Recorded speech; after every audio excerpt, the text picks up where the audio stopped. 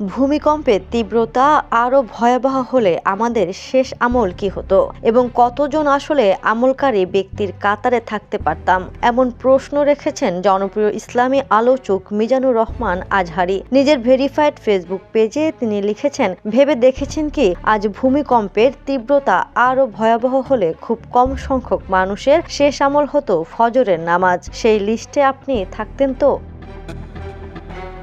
উত্তর না হলে শুধরে নেওয়ার সুযোগ রয়েছে এখনো। এই কম্পনে টের না পেলেও চূড়ান্ত কম্পন কিন্তু ঠিকই টের পাইয়ে দেবে। তাই আসুন সময় থাকতে নিজেদের শুধরে নিই।